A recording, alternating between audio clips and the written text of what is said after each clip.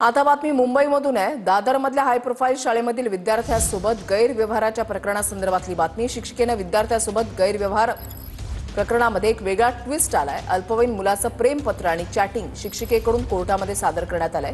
विद्यार्थीच आपल्या प्रेमात होता, शिक्षिकेकडून हे पुरावे सादर करण्यात आलेत। शिक्षिकेनं जामीन अर्जासोबत पुरावे सादर केलेले आहेत। कृष्णा सोनरवाडकर आमचे प्रतिनिधी या संदर्भातली अधिक माहिती देतील। कृष्णा, वृषाली, आपण पाहतोय की दादरमधल्या एका मोठ्या आणि हाय प्रोफाईल शाळेतील एक शिक्षिका जी आपल्या स्वतःच्या अल्पवयीन विद्यार्थ्यासोबत गैरवर्तन करत होती या आरोपाखाली अटकेमध्ये आहे आणि तिनं जामिनासाठी आता कोर्टामध्ये अर्ज केलेला आहे।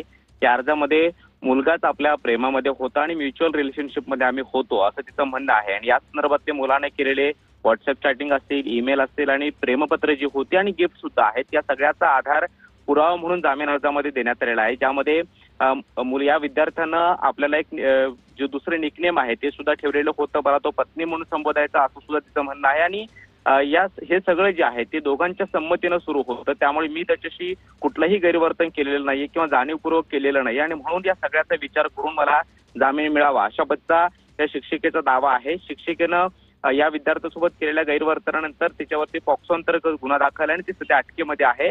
मुंबईतल्या अनेक मोठ्या 5 स्टार हॉटेलमध्ये ही शिक्षिका या विद्यार्थ्याला घेऊन जात होती असा एक आरोप आहे। आणि जे गैरवर्तन केलेलं होतं त्यानंतर पालकांनी जी काही तक्रार दिलेली होती त्यानुसार हा गुन्हा जो आहे तो दादर पोलीस ठाण्यात दाखल करण्यात आलेला आहे। मात्र आता शिक्षिकेनं विद्यार्थीच आपल्या प्रेमामध्ये होता आणि त्याच्याबद्दल जे काही पुरावे आहेत किंवा व्हॉट्सअप आणि इतर सोशल मीडियाच्या माध्यमातून संभाषणाचे पुरावे जे आहेत ते कोर्टामध्ये सादर केलेले आहेत। नक्कीच, धन्यवाद कृष्णा दिलेल्या सविस्तर माहितीसाठी।